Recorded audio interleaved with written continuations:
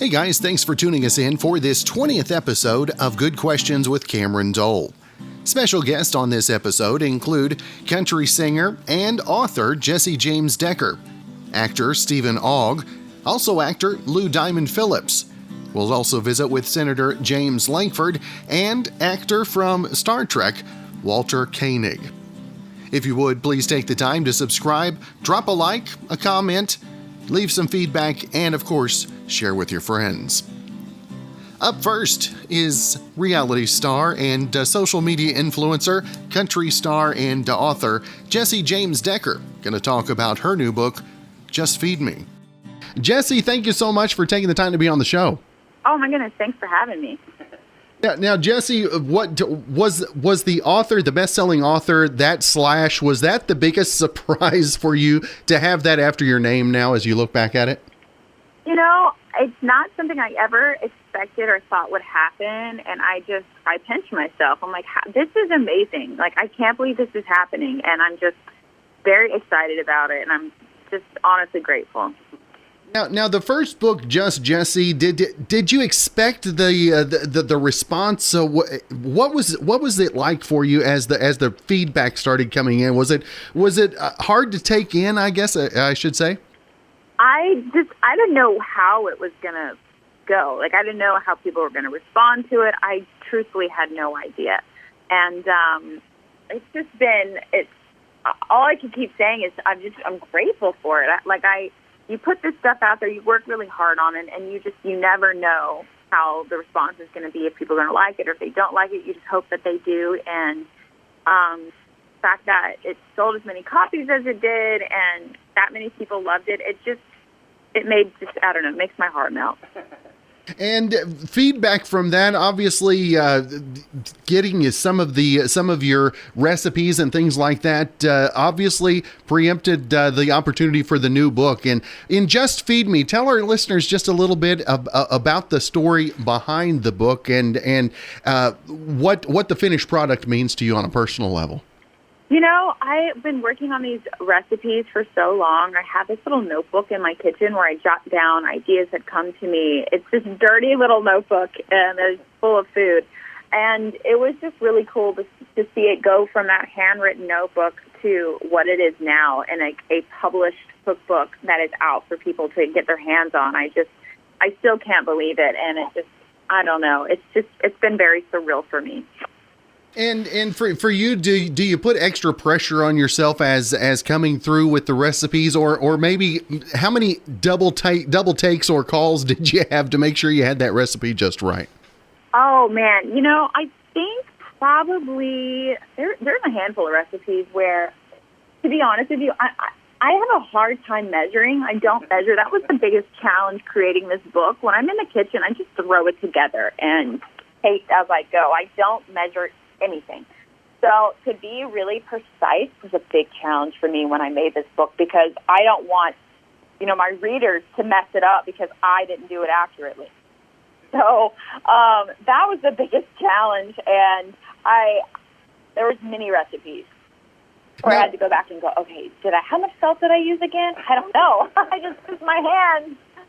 Now is Eric your biggest fan, or is he the biggest critic of your cooking? That's something I wonder about this morning. Oh, I think he misleads me. He makes me think that everything I make he makes me think everything I cook is the best thing I've ever made in the world. So he hypes me up so much. I'm like, yeah, this is the best thing I've ever made. So I definitely would, cook anything anything I cook. He had to taste it first, and he never told me he didn't like something, so I just put everything in the book. Now for you, what was the process of weeding down the recipes for the book? I know you've got to have some that you weren't able to include, but what was the process to include them, if you will? Including Eric, you're saying? No, the recipes that are in the book.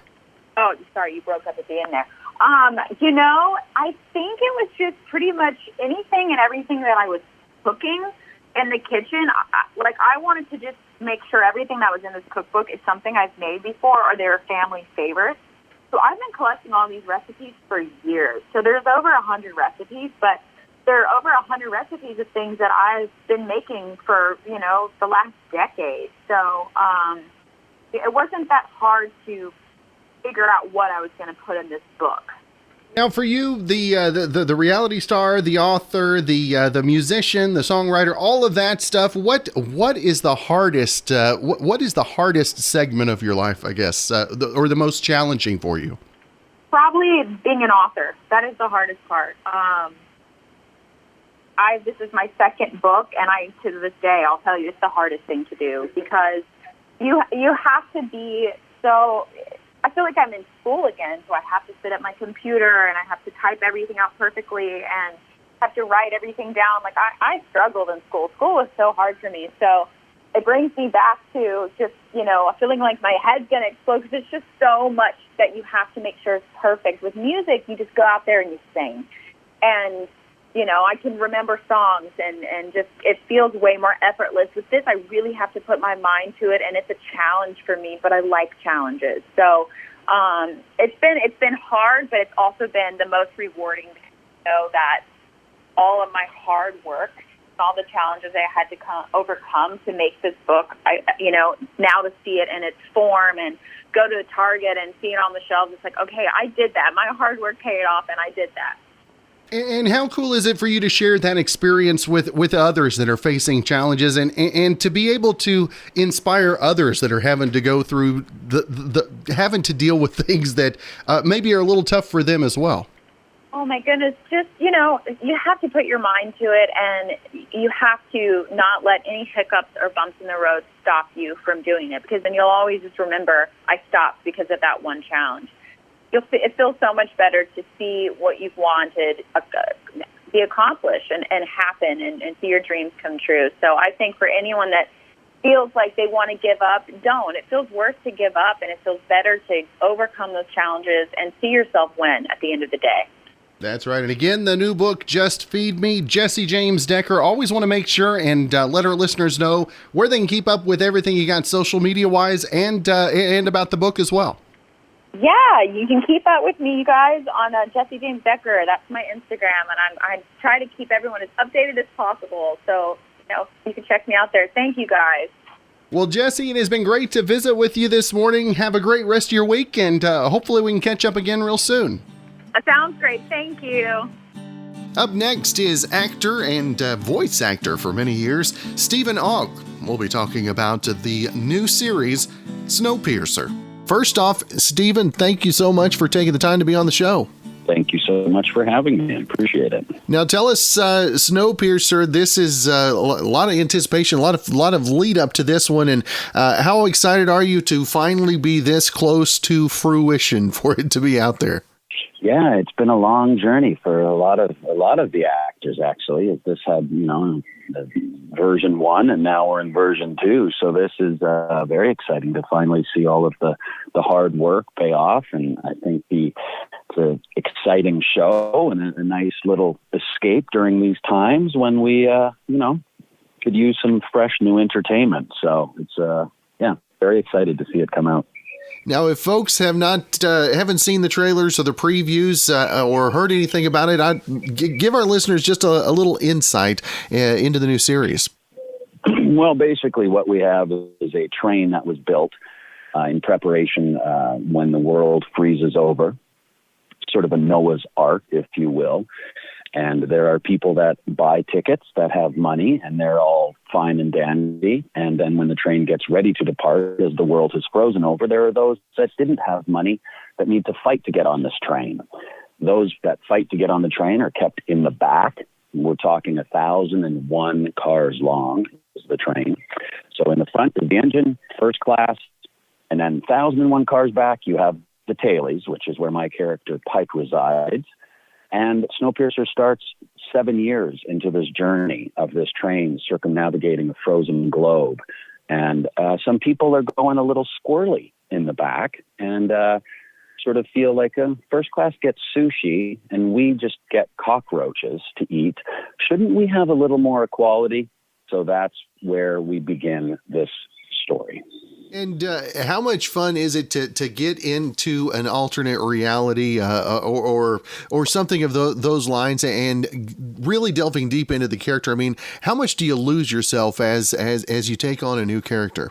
I mean, first, I mean the production and the set design of each train is incredible. I mean, where Pike resides, the Tailies reside. It's the details on these trains, and they move. You know, the trains are shaking, and the first day of shooting when you're getting ready, and all of a sudden action's called, and you feel the train move for the first time.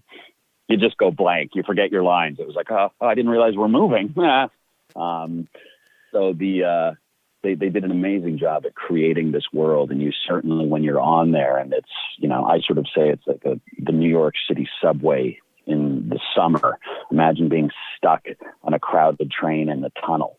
That's what it feels like in the tail. Now, further up the train, it's much different in first class and all of that. They have a much different life, but you quickly, you feel it. And there's people all around you. It's nasty. It's dirty. It's crowded. You step into that kind of a set and you're already ahead of the game in how you feel, the intensity of it, the claustrophobia of it. So it's pretty quick. And then, at the end of the day, you leave, and I'm not one to carry around my characters. I have enough in my head. There you go.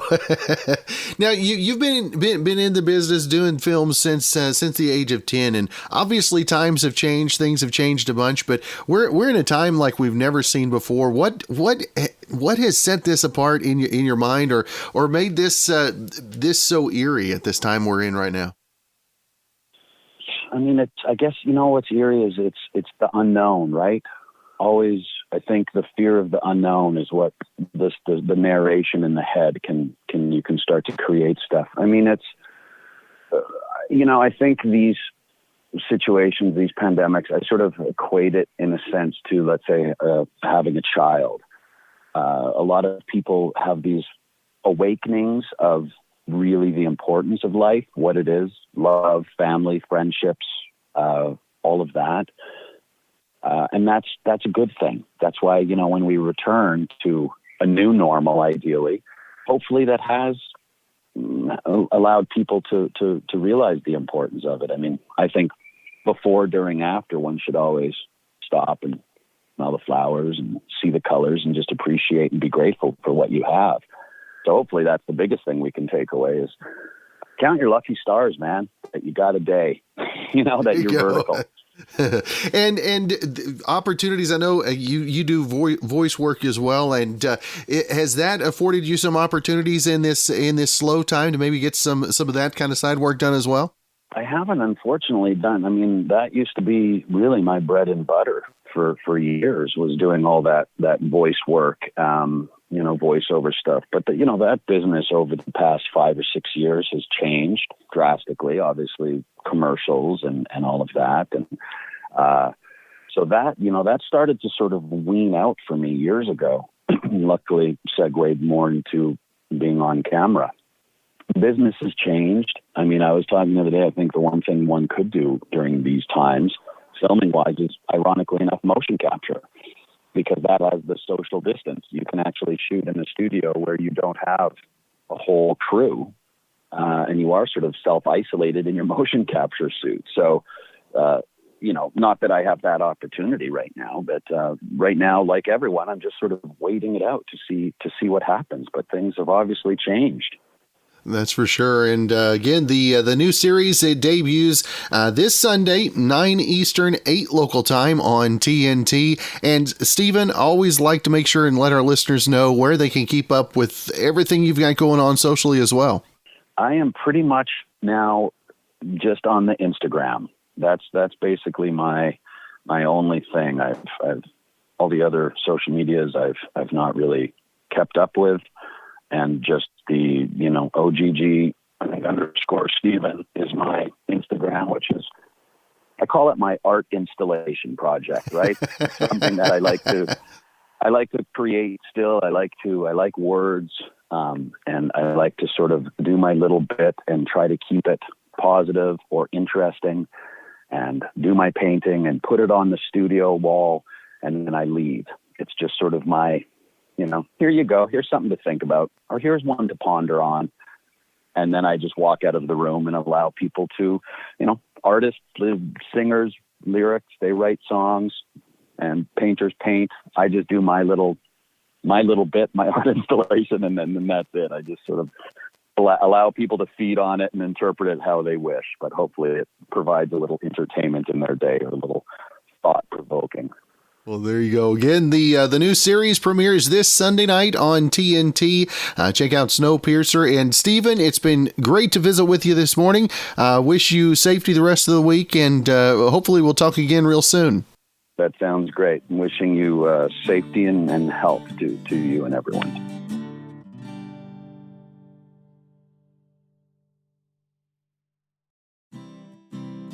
Up next is actor Lou Diamond Phillips. He's on, of course, Prodigal Son.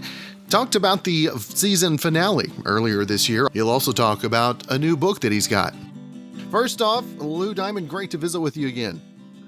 Cameron, thanks for having me, brother. I always love chatting with you. Now, we've got a couple of things to talk about this morning. Obviously, season finale of Prodigal Son coming up on Monday, and also a new book. So what has your time been like? Obviously, now kind of pulling away, social distancing and all that, but been a busy time for you nonetheless. Yeah, man, it's been an amazing year. It really has. I memean, so proud to be on Prodigal Son. So grateful for all the support we've gotten from the fans out there. Like you said, the season finale is on Monday, and what's pretty wonderful is, I know the rug got pulled out from everybody with this pandemic, but due to a scheduling issue, we were actually able to film the finale before we filmed the other episodes that did not get shot. So the finale on Monday night is exactly as the writers intended. It answers a lot of questions. It follows some threads that we've been following all year long, and it's just going to blow the doors off. It's really great. So I'm very excited about that. And meanwhile, I've been finishing up the book. I've actually been working on this novel for years, between projects and sometimes even on set. It's called The Tinderbox Soldier of Indira. It's available for pre-order through Aethon Books, which is Aethon, or Amazon. You can keyword Lou Diamond Phillips. You can keyword Tinderbox. And it was inspired by my wife, who actually is an amazing artist. She did these beautiful illustrations of Hans Christian Andersen's short story, The Tinderbox, and that inspired me to create, this sort of longer story, this fantasy, fable, sci-fi kind of treatment of Hans Christian Andersen's work. And it's being published and comes out September 22nd. So not only will you get to read, my writing, but Yvonne is going to be doing some amazing illustrations for it as well. Now, what kind of pressure do you put on yourself, or have you put on yourself in the process of writing the novel that's made this such a long process? Well, first of all, it's just time, fortunately for me, I've been pretty consistently employed as an actor, So there's always a new script to read. There's always, time spent on sets. And I've been able to do a little bit of work on it, on the sets forever. But, the thing is, it's a real novel, man. It's not a short story. It's not a novella. It's, 350 pages of a book. And it's fictional. So, just taking my time writing it, doing some rewriting, and in the last year or so, I've been addressing notes from my agent, from the editor, from the publisher, all of this, and that's the thing. The more I read about from other writers, the more I understand that writing is rewriting, writing is editing. It doesn't just magically come out of your head and onto the page. So. It's been an education, but it's been a wonderful process, and it's just like acting, man. Everybody goes, yeah, I want to be a movie star. Well, you don't snap your fingers and make that happen. You kind of have to hit the bricks, and you have to do the work, and you have to earn it. And so that's kind of been my experience as an author. And as you've learned different artistic elements for yourself, how does that in the long run impact you on a personal level as well? Wow, man, that's a great question. when people ask me about, directing, or when I've written screenplays or whatever else, they go, would you rather do that, or would you rather do this? And the truth of the matter is, it all comes from the same tree. To me, it's the same creative tree with different branches. We're storytellers, we're communicators. It's just learning the techniques and the technicalities of communicating in whatever venue you're in. And for me, it's always underlining the truth of who you are, the truth of what's in your heart, your thoughts, your values. I think the book as well, it has to have a point of view, and a lot of times it has the point of view of the author, and that's, there are thoughts of mine, there are things that I hold true and that I hold dear, that I put into this just as much as I put them into my characters that I play. So I feel privileged because what I do for a living is a constant education and a constant journey of self-revelation. That's cool. And again, the season finale coming up on Monday night. That's 9 Eastern, 8 local time on Fox. And also get out there, pre-order the new novel. You can do that on Amazon. And what was the other site? Aethon Books is the publisher, Aethon, and they're on Twitter as well. Or you can you look them up online. But you can pre-order either the Kindle or the hardcover right now. All right. Well, Lou Diamond Phillips, always great to visit with you, my friend. I hope you're staying safe out there and look forward to visiting again real soon, my friend. Cam, I appreciate it, brother. Thank you so much. Up next, we visit with United States Senator James Lankford from Oklahoma. Senator, always good to talk to you with, my friend. Hey, good to talk to you as well. And Senator, there's so much going on right now. There's COVID. There's obviously election. There's the Supreme Court nomination and the questions around that. And first off, tell us what you're hearing from the constituents here in Oklahoma. What are the top things that you're hearing this week? Oh, a lot of conversation, obviously, about the Supreme Court. We've had lots of calls on both directions on it. Folks that have said, do not replace Ruth Bader Ginsburg, let the next president do it. And others saying, absolutely replace Ruth Bader Ginsburg, the president, and let him do it. So we've had a lot of calls both directions, a lot of emails on that. And then other folks are calling out the budget issues around the end of the year spending packages with and then COVID-19 and people asking if we're going to have additional benefits and such. So lots of interest in lots of areas, and people are focused right now, which is a good thing. And the nomination process, let's talk about that. You talked about, obviously, 4 years ago, we kind of had this same thing. But my question for you is it really different this time around than it was 4 years ago? It is actually different than it was 4 years ago, and that is the challenge, to be able to walk through it for everybody. There are folks that said, hey, it's presidential election, period. That's all. This tradition is we don't vote during a presidential election. Actually, the Senate tradition is not that, and it's not just so much a Senate tradition. It's what the Senate has chosen to do for 200 years. The vast majority of individuals that when a Supreme Court opening happened and the president and the Senate were of the same party in an election year, they replaced them. When they were of a different party, the Senate chose not to replace them because they didn't have to. So I know I've said a lot to say that is the Senate tradition, but the Senate tradition is, the Senate has the responsibility as much as the White House does on selecting the next Supreme Court justice.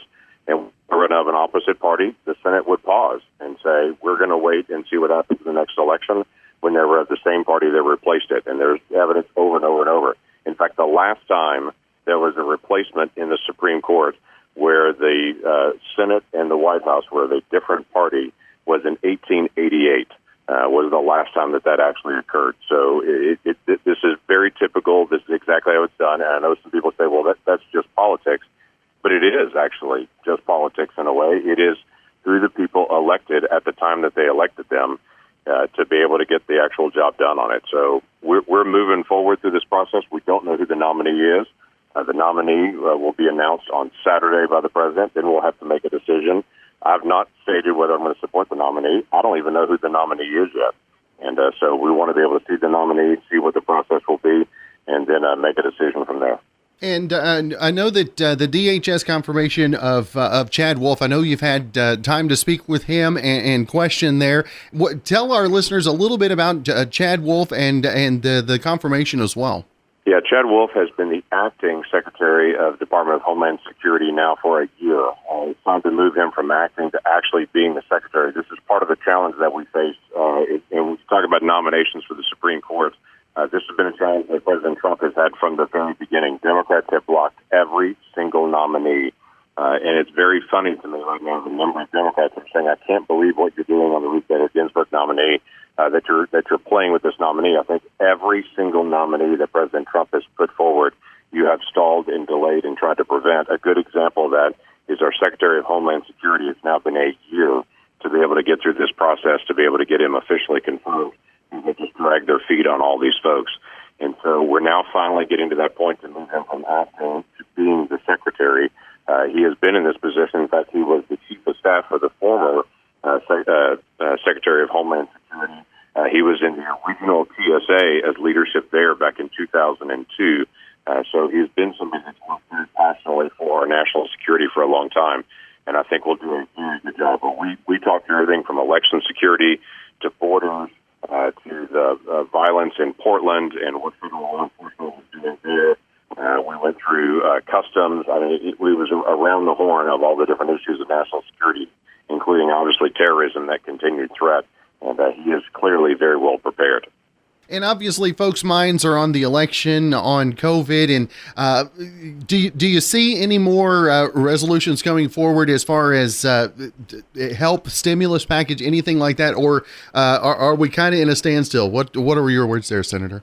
Yeah, this has been a big frustration. I was back on the floor of the Senate yesterday making an argument on this just because I've been so frustrated.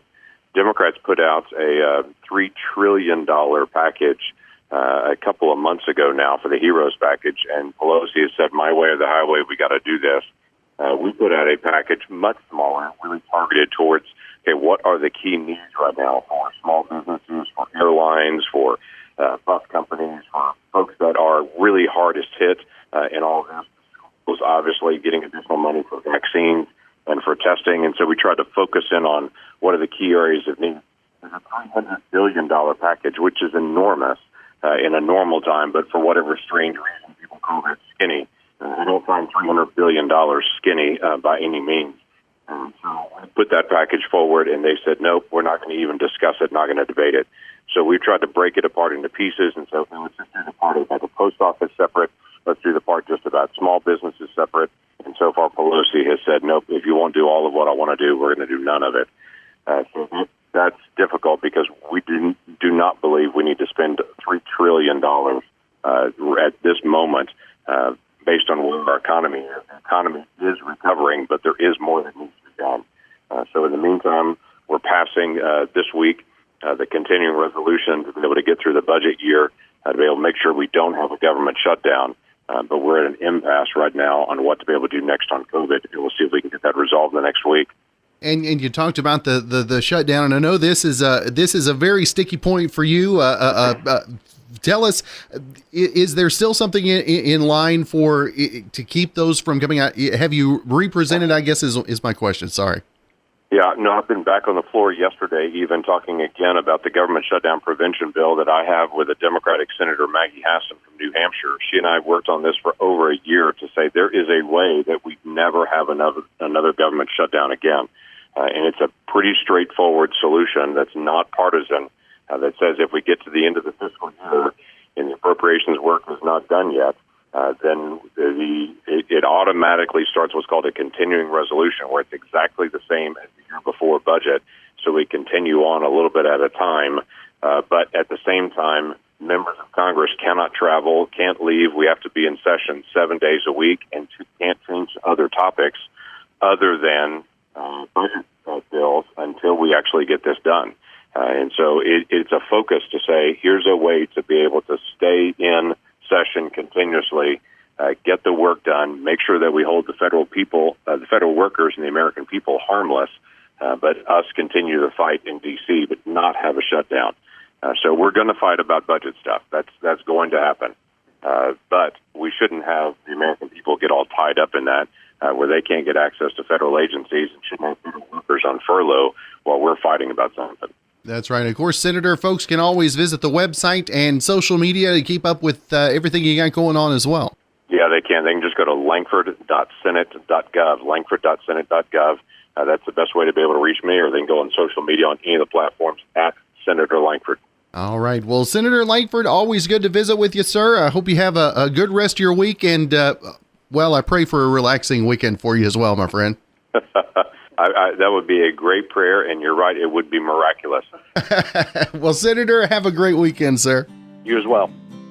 And our final guest is legendary actor, you know him from Star Trek, Walter Koenig, has a brand new book. We'll be talking about that. First off, Walter, thank you so much for your time. Oh, my pleasure. It's nice to talk to people from around the country, from around the world. So it's a pleasure talking to you. Now, the release this last Friday, Beaming Up and Getting Off Life Before and Beyond Star Trek. And Walter, how much can you even quantify what Star Trek has meant to you over the entirety of your career? Well, quantify would probably take more than the time we have allotted, but it certainly has been an amazing experience, one that I have absolutely no regrets. The older I get, the fewer regrets that I have. I'm proud to have been part of something that had something significant to say that wasn't simply my mother the car. That was actually a voice in somewhat of a medium wilderness, promising a better future for all mankind if we chose to care for each other and love each other and acknowledge that we are the same species, regardless of race, creed, religion, etc.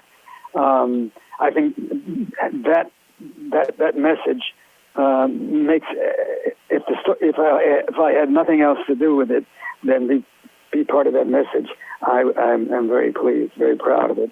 And talk about Beaming Up, and this kind of chronicles the entire life for you. And Walter, what do you think it is about your life that draws people to you? Well, to me personally, that I was just part of Star Trek. I've been asked a couple of times, are you still bitter about having such a small role? I was never bitter, and that's a misconception. What I was frustrated and embarrassed because I would go to 10 conventions, like in Oklahoma City or Tampa Bay or wherever it might be, and receive this approbation and all of this love, which I thought was totally disproportionate to the contribution that I made. And I only wish that I had the opportunity to better deserve the kind of welcome that I was receiving. So it wasn't bitterness as much as it was, as I say, frustration. Also, I'm an actor, and an actor wants to work, and an actor should never be satisfied with carrying a spear. You want to be part of the action. You want to be part of what's going on, and I wanted the challenge. The challenge wasn't always there, and but on the other hand, how many actors along the line have had the opportunity that I have to continue to be identified as part of something important, part of something that has meaning and is worthwhile. After all these years, I think it's really amazing, and I'm very pleased on that basis. I did get an opportunity, for a little bit to expose a little more of my ability, whatever it may be, on another television series called Babylon 5, and that aesthetically that was a little bit more rewarding for me. But I will never deny that if it wasn't for Star Trek, I would probably be in a totally different profession at this juncture. Now, as you look back at before the Star Trek occurred for you, and see the way that you saw the world then, as opposed to after being a part of such a groundbreaking show, how has your visuals changed, the way you look at things? Well, they haven't changed a great deal because I was totally sympathetic with what Mr. Roddenberry had to say. I grew up in a household where progressive wasn't the dirty word, and I've never had a problem with treating everybody as an individual and not as a part of some ethnicity or race or religion or nationality or culture. People are each one an individual to be dealt with on the basis of their own merit. So that's what Star Trek said, and that's the way I believe. And I don't know if I'm 83, so I don't know if I actually answered your question or not. Again, beaming up and getting off Life Before and Beyond Star Trek. And Walter, it has honestly been a true privilege to have the chance to visit with you this morning. Appreciate the work that you've done and also the positive influence that you keep having on future generations as well.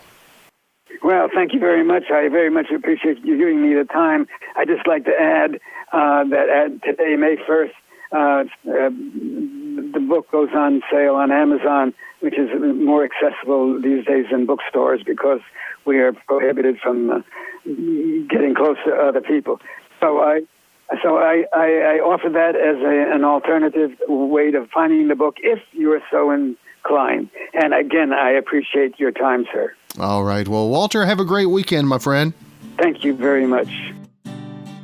Thanks again for joining us for this episode of Good Questions with Cameron Dole. And if you ever have a comment, a question, or anything else you'd like to know, find me on Instagram, Twitter, Facebook, any of that. Find us at GQ with Cam. Also be sure and hashtag that as you share it with your friends. And if you'd like to help out with the funding for this podcast, feel free to click on the support tab and follow the instructions. We'll see you for episode 21 real soon.